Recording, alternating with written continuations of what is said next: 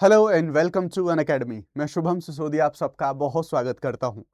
अब आपने हमेशा ऐसे बहुत सारी वीडियोस, फोटोज, न्यूज़ देखी होंगी जिनमें जो हमारे ब्यूरोक्रेट्स हैं, आईएएस आईपीएस ऑफिसर्स हैं और जो पॉलिटिशियंस हैं, उनके बीच में क्लैशेस हमें देखने को मिलते हैं।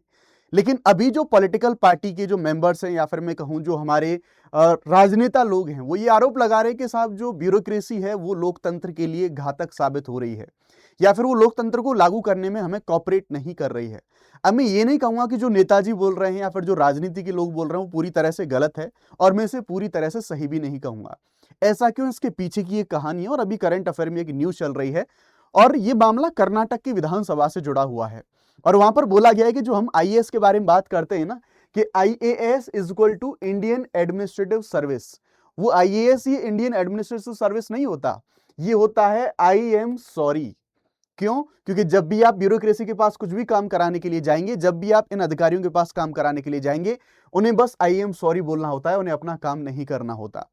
अब उन्होंने ऐसी बात क्यों बोली है, इसको समझने की कोशिश करते हैं। दरअसल मामला है, जब आप जानते हैं पार्लियामेंट जो हमारा सिस्टम है, parliamentary form of the government का जो सिस्टम है, यानी कि सरकार की जो जिम्मेदारी है वो फिक्स हम कैसे करते हैं। देखो भाई, जनता का शासन है, तो जो सरकार से हम जवाब मांगते हैं, सरकार से हम प्रश्न पूछते हैं, और उसका एक सिंपल सा तरीका होता है कि पार्लियामेंट या फिर जो भी हमारी विधानसभाएं, विधानमंडल जो होते हैं, उनके अंदर जो भी सरकार के अंदर जो लोग हैं यानी कि मंत्री हैं, उन मंत्रियों से उनके मंत्रालय के बारे में हम प्रश्न पूछते हैं। अब आपको क्या लगता है, मंत्री साहब खुद उसका जवाब देंगे? नहीं। गवर्नेंस में आप लोग पढ़ते हैं कि उसके पर्दे के पीछे जो काम कर रहे होते हैं, यानी कि अगर कोई सांसद या फिर कोई एमएलए अगर किसी मंत्री से प्रश्न पूछेगा, तो उस प्रश्न का आंसर ऐसा नहीं है वो सामने आके मंत्री ही आंसर करेगा, लेकिन उस मंत्रालय से संबंधित जो प्रश्नों के जवाब हैं, जो रिसर्च हैं, वो उनके मंत्रालय से संबंधित जो सचिव होते हैं, और वो सचिव हमें देखने को मिलते हैं आईएएस ऑफिसर्स, वो उनकी जिम्मेदारी होती है कि उन सवालों का रिसर्च करना, उनका आंसर तैयार करना, मंत्री को दे देना, और तब जाके जो मंत्री हैं सदन के अंदर आके जनता को जवाब देते हैं। अब यहां पर कर्नाटक विधानमंडल के अंदर जो एलओपी हैं, यानी कि लीडर ऑफ अपोजिशन है, बीजेपी से जो मेंबर हैं, उनका यह कहना है कि देखो, हम बहुत सारे सवाल पूछते हैं सरकार के लोगों से, मंत्रियों से, हम उनसे सवाल पूछते हैं, अब वो हमें जवाब नहीं देते। जवाब इसलिए नहीं देते क्योंकि उन जवाबों को लिखने के लिए, उन जवाबों पर रिसर्च करने के लिए, उन क्वेश्चन के ऊपर जो आईएएस अधिकारी हैं, वो आईएएस अधिकारी गायब रहते हैं, वो गोल रहते हैं, वो सदन में आते ही नहीं है। इवन उन्होंने इतना ये तक कहा कि भैया, इनके पास गोल्फ खेलने के लिए समय है, आईएएस अधिकारियों के पास महीने महीने की छुट्टियां बिताते हैं, 6-6 महीने तक गायब रहते हैं और सैलरी भी लेते हैं। तो इन्होंने यहां पर कहा कि ये अपना काम नहीं कर रहे हैं, जिसकी वजह से जो जनता के सामने जिम्मेदारी तय होती है सरकार की, वो नहीं हो पा रही है।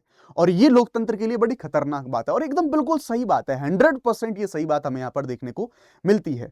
अब मैं आपको यहां पर केवल ये कर्नाटक का मामला नहीं है, मैं आपको इस पूरे ट्रेंड को इंडिया के अंदर, पूरे इंडिया के अंदर क्या ट्रेंड चल रहा है इस मामले में, इन सभी चीजों को समझाने की कोशिश करूंगा। आप डेक्कन हेराल्ड की जो न्यूज है, उस न्यूज को यहां पर देख सकते हैं। IAS stands for, I am sorry, LOP Ashoka in Karnataka assembly, उनके द्वारा ऐसा बोला गया।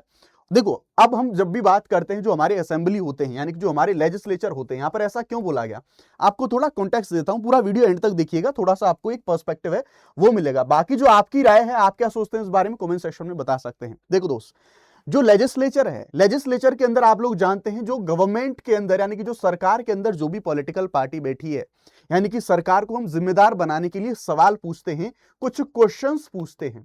अब ये जो क्वेश्चन होते हैं ना दोस्त, ये क्वेश्चन दो प्रकार के होते हैं। एक, इन क्वेश्चन में से एक हमें स्टेयर्ड देखने को मिलते हैं, एक हमें अनस्टेयर्ड देखने को मिलते हैं। स्टेयर्ड को हम हिंदी में कहते हैं तारांकित, आप सब लोग जानते होंगे, और इनको हम कहते हैं, अनस्टेयर्ड को हम कहते हैं अतारांकित। ठीक है, दो तरह के प्रश्न होते हैं, जिनमें से जो स्टेयर्ड हैं, इनका जो जवाब है वो मौखिक तरीके से दिया जाता है, आप सब लोग जानते हैं।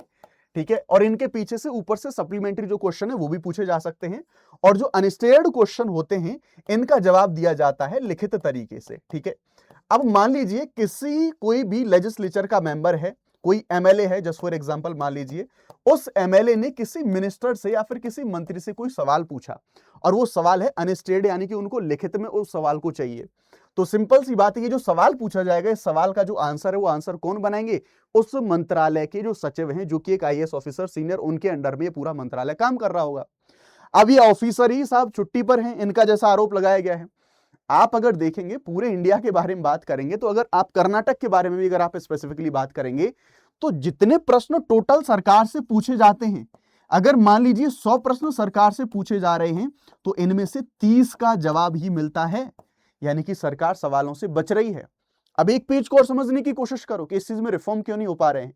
रिफॉर्म क्यों होंगे इस चीज पर? देखो, अगर मान लीजिए आईएएस ऑफिसर काम नहीं कर रहे हैं या फिर वो छुट्टी पर हैं, तो कार्रवाई किसको करनी चाहिए? सरकार को करनी चाहिए। पर सरकार कार्रवाई नहीं करेगी। क्यों? सरकार क्यों चाहेगी कि मैं जवाबदेह बनूं? सरकार ऐसे ऑफिसर्स के ऊपर कार्रवाई क्यों करेगी? वो आएंगे, सरकार को जवाब देना पड़ेगा, सरकार की जो गलतियां हैं वो एक्सपोज हो जाएंगी। तो कुल मिला के मिलजुल के ये एक सहमति बनाई जा रही है ऑफिसर्स के बीच में और एक जो मिनिस्टर्स हैं या फिर सरकार है उनके बीच में कि ठीक है, तुम जो कर रहे हो तुम करते रहो, लेकिन ध्यान रखिएगा ये जनता को बेवकूफ बनाने वाली बात है। क्योंकि जनता के पास केवल एक यही माध्यम है हमारे पास कि हम उनसे सवाल पूछें, हम उनसे क्वेश्चंस पूछें। अब उन क्वेश्चन का 100 में से केवल 30 प्रश्नों का जवाब वो दे पा रहे हैं सदन के अंदर, तो ये तो बहुत मुश्किल बात है। जनता को कैसे पता लगेगा सारी कार्रवाइयां हो रही हैं? तो ये जो लोकतंत्र की भावना है ना, वो एक मजाक बन के रह जाएगी अगर ऐसी सारी चीजें यहां पर चलती रही तो एक ये पूरा का पूरा कॉन्टेक्स्ट हमने देखा। अब मैं आपको पूरा यहां पर बता देता हूं। ये आप अपने स्क्रीन पे देख सकते हैं। कर्नाटक के अंदर जो लीडर ऑफ अपोजिशन है, जिनका नाम है विपक्ष के नेता आर अशोक, इन्होंने आईएएस अधिकारियों के ऊपर तीखा हमला इनके द्वारा यहां पर बोला गया है। कह रहे हैं भैया आई एम सॉरी। इनका मतलब ये है कि ये काम करने की बजाय, जवाब देने की बजाय केवल बोलते हैं आई एम सॉरी सर, हम अवेलेबल नहीं थे इसलिए जवाब नहीं दे पाए। अब हम बात करेंगे मुद्दा पूरा क्यों उठा था, तो मैंने आपको पूरे यहां पर बताया। बार बार शिकायतें आ रही थी कि जो प्रश्न पूछे जाते हैं मंत्रियों के पास उनके जवाब नहीं होते। मंत्रियों के पास जवाब इसलिए नहीं होते क्योंकि उनके मंत्रालय के जो ऑफिसर्स हैं, यानी कि जो हमारे आईएएस ऑफिसर्स हैं, सचिव हैं, वो समय पर उनको जानकारी नहीं दे पा रहे हैं। अच्छा, अब ये पूरा मामला इतना ज्यादा हाईलाइट में क्यों आया? ये पूरा मामला हाईलाइट में इसलिए आया, इस चीज से नाराज होके जो वहां के स्पीकर हैं यूटी खादर जी, वो नाराज हो गए। और सही भी थी बात। उन्होंने कहा यार ये बताओ, ये सदन है ना, ये जनता की आवाज उठाने के लिए है, ये सदन केवल मंत्रियों के भाषण के लिए नहीं है। अब जनता आवाज कैसे उठाएगी? भाई जनता के जो प्रतिनिधि हैं, जो उन्होंने एमएलए जो चुने हैं, जो कि सरकार के अंदर अभी नहीं है, वो लोग सरकार से प्रश्न पूछेंगे तो इस माध्यम से हम उनके ऊपर कंट्रोल करेंगे, उनकी अकाउंटेबिलिटी उसको फिक्स करेंगे। तो अगर जो मंत्री आ रहे हैं, वो मंत्रियों से जो प्रश्न पूछे जा रहे हैं, जो बाकी के जो एमएलए उनसे प्रश्न पूछ रहे हैं, आप उन प्रश्नों का जवाब ही नहीं दे रहे हैं, तो क्या मतलब है ऐसे सदन को चलाने का? और वो सदन को छोड़ के चले गए, उन्होंने वॉकआउट कर दिया, इसलिए सारी चीज न्यूज में आई। और इतना ही नहीं, यहां पर इतना ज्यादा ये सारी चीजें बढ़ गई कि तुरंत ही सीएम को जो बैठक है वो बैठक बुलानी पड़ी और लगभग 6 से 7 ऑफिसर्स के अगेंस्ट में कुछ सो कॉज नोटिस वगैरह हैं या फिर उनको रडार पर यहां पर लिया गया है उनकी जिम्मेदारी फिक्स करने के लिए। उन्होंने कहा भैया मैं कार्रवाई नहीं चलाऊंगा अगर ऐसी कंडीशन रहेगी। मंत्री आते बोल रहे हैं, सरकारी बोल रही है, सरकारी काम कर रही है, फिर मतलब ही क्या रहा सदन का चलाने का? इसलिए उन्होंने यहां पर जो कुछ ऐसे जिम्मेदार सचिव हैं, जो आईएएस ऑफिसर्स हैं ऐसे, उनको सस्पेंड करने की डिमांड है, वो डिमांड भी यहां पर करी गई है। लेकिन सरकार ने इस चीज को काफी ज्यादा सीरियसली लिया।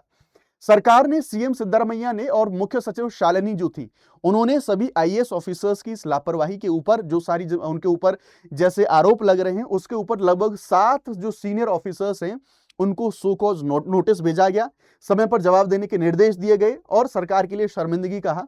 अब देखो कमाल की बात पता है क्या है? ये चीज यहीं पे खत्म हो जाएगी। सो कॉज नोटिस बहुत कॉमन है ऑफिसर्स के लिए। क्या हो रहा है सो कॉज नोटिस से? जो सस्पेंशन की मांग करी गई थी कि ये लोग इतने दिन से गायब हैं, कोई जवाब नहीं दे रहे हैं, और जबकि पूरे महीने की ये सैलरी प्रॉपर ले रहे हैं, इस चीज का कोई भी सस्पेंशन जैसी कार्रवाई नहीं हुई। केवल सो कॉज नोटिस से यहां पर काम जो है वो काम यहां पर चल गया। अब जो क्वेश्चंस के बारे में हम यहां पर बात करेंगे, तो जो मैंने आपको बताया, जो स्टेड क्वेश्चन है, लगभग 15 स्टेड क्वेश्चन प्रतिदिन पूछे जाते हैं जिनके मौखिक उत्तर देने होते हैं, और अनस्टेड क्वेश्चन है उनके लिखित उत्तर देने पड़ते हैं। अब कई सालों से बहुत सारे जो डिपार्टमेंट है वो जवाब नहीं देते। स्पीकर 4 बार पहले भी वार्निंग कर चुके हैं कि भैया ऐसा मत करो। पिछले जो वीक थी, सवालों का जवाब देने की दर केवल और केवल 30% थी। 100 सवालों में से केवल 30 जवाब दिए जा रहे हैं। और अब तक अगर हम बात करें 2023 से लेकर अब तक 600 से ज्यादा जो सवाल हैं वो सवाल लंबित हैं। और ये तो केवल कर्नाटक की बात नहीं है, मैं पूरे भारत के बारे में अगर आपको बताऊं, पूरे इंडिया के बारे में आपको बताऊं, तो पूरे इंडिया में ये परसेंटेज 50% से कम है। यानी कि 50% जो प्रश्न है उनका उत्तर दिया ही नहीं जाता सदन के अंदर। तो यहां पर हम देखेंगे ये मामला ट्रिगर कब हुआ, तो ट्रिगर हुआ, ये 16 मार्च की घटना है, अभी रिसेंटली। होम मिनिस्टर जो परमेश्वर जी थे, उन्होंने 230 और 245 कुछ ऐसे क्वेश्चन में थे, उनमें से केवल 80-90 प्रश्नों का जवाब दिया था। ये कुछ विभाग स्थिति आप यहां पर देख सकते हैं। बस स्पीकर ने इसी के ऊपर रिएक्शन कर दिया और इस चीज को बोल दिया कि जब तुम प्रश्नों का जवाब ही नहीं दे पा रहे तो सदन को चलाने का मतलब क्या है। और उन्होंने पूरा का पूरा जो मामला है वो यहां पर वॉकआउट उनके द्वारा करके वो यहां पर चले गए और कहा कि भैया आईएएस जो ऑफिसर है ना, वो देवताओं की तरह आते जाते हैं और चले जाते हैं, कोई काम करते नहीं, जब मन करता है जब प्रकट होते हैं, जब मन करता है जब चले जाते हैं, जवाब जनता के प्रश्नों का मिल नहीं पाता। तो इन सभी प्रक्रियाओं का कोई मतलब नहीं है, एक मजाक बन के रह गया पूरा का पूरा डेमोक्रेसी है। 8-9 महीने से जो ऑफिस नहीं आ रहे हैं, ऐसे बहुत सारे आईएएस ऑफिसर्स हैं और उनके द्वारा बोला गया गोल्फ खेलने का टाइम है आपके पास, और लेकिन जो आपके पास जवाब देने के लिए आपके पास सदन में आने का, मंत्रालय में आने का, सचिवालय में बैठने का आपके पास समय नहीं है। तो उन्होंने इसे लोकतंत्र की हत्या बताया, विधानसभा पर हमला बोला और मुख्य सचिव के ऊपर भी आरोप लगाया कि भैया आप निगरानी अच्छे से नहीं कर रहे हैं ना। ये जो बैठक थी, इस बैठक में सारे लोग शामिल थे। सरकार के ऊपर कार्रवाई के लिए दबाव बनाया गया। सीएम सिद्धारमैया, एलओपी, मुख्य सचिव, स्पीकर सारे थे।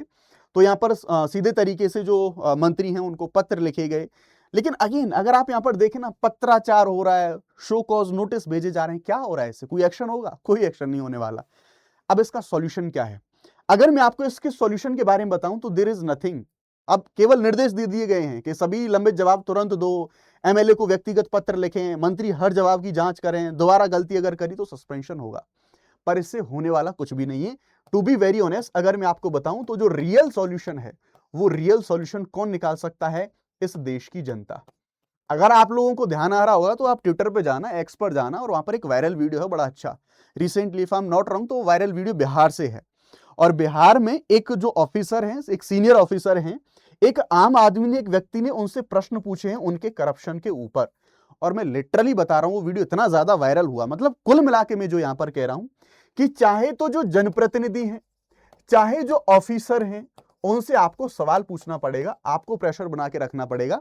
अदरवाइज ऐसी कंडीशन चलती रहेंगी, सो कॉज नोटिस आते रहेंगे और कोई भी ऐसी कार्रवाइयां हमें यहां पर देखने को नहीं मिलेंगी। ठीक है, तो ये समस्या है। इन समस्याओं के लिए समाधान एक यही है, जनता को जगना पड़ेगा, सवाल पूछने पड़ेंगे और इन सब चीजों पर आपको फोकस करना पड़ेगा।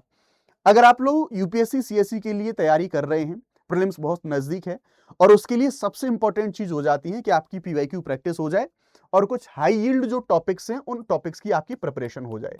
तो ध्यान रखिएगा, जैसा कि आपको पता होगा, कुछ लोगों को नहीं तो मैं बता देता हूं, यहां पर हमारी 9 बजे शाम को डेली एक क्लास होती है। लेकिन उस क्लास के अलावा अनअकैडमी के प्लेटफॉर्म पे ये पूरी फ्री क्लास होती है। आप अनअकैडमी प्लेटफॉर्म पे जाएं, शुभम सिंह नाम सर्च करें और फ्री क्लास सेक्शन के अंदर जाएं। मैंने एक टॉपिक, यानी कि जिसे हम पार्लियामेंट कहते हैं, हर वर्ष मल्टीपल क्वेश्चन पूछे जाते हैं प्रीलिम्स के अंदर, इस चीज को ध्यान में रखते हुए मैंने एक मैराथन सेशन लगाया है पार्लियामेंट का। ये आप देखेंगे कल, ये दोपहर को 2 बजे ये सेशन होने वाला है। आप सब लोग इसको ज्वाइन करें। पूरे पार्लियामेंट को मैं एक ही वीडियो में यहां पर कंप्लीट कराने वाला हूं। ऐसी सारी अपडेट्स के लिए आप हमारे चैनल को सब्सक्राइब करते रहें। बाकी फ्री प्रिपरेशन में आपकी बहुत मदद होने वाली है। अगर आप हमारे पेड कोर्सेज से जुड़ना चाहते हैं तो जुड़ सकते हैं। Unacademy one of the best platform हो सकता है आपके लिए। अगर आप इनमें बैचेस के बारे में बात करें तो आज ये जो प्राइजेस हैं 17,999, कल ये प्राइजेस बढ़ जाएंगे 18,999, फिर ये आगे और प्राइजेस बढ़ जाएंगे। ध्यान रखिएगा, अगर आप कोई भी मैक्सिमम डिस्काउंट के लिए अगर आप कोई भी कोर्स परचेज करना चाह रहे हैं तो आपको एक कोड यूज करना होगा, SSYT लाइव। इस कोड का इस्तेमाल करेंगे तो आपको मैक्सिमम डिस्काउंट यहां पर मिल रहा होगा। These are are batches, Hindi English bilingual, सारे के सारे बैचेस लाइव हो चुके हैं या फिर अपकमिंग बहुत जल्दी लाइव होने वाले हैं। लिंक जो है वो पूरा डिस्क्रिप्शन में दिया गया है। टेस्ट सीरीज जैसी चीजें हैं या फिर जो ऑल इंडिया जो हमारा प्रीलिम्स की टेस्ट सीरीज होती है, यहां पर आप इसको ज्वाइन कर सकते हैं। 22 तारीख को टेस्ट होने वाला है। सारे लिंक आपको डिस्क्रिप्शन में मिल जाएंगे। Thank you very much. जय हिंद, जय भारत।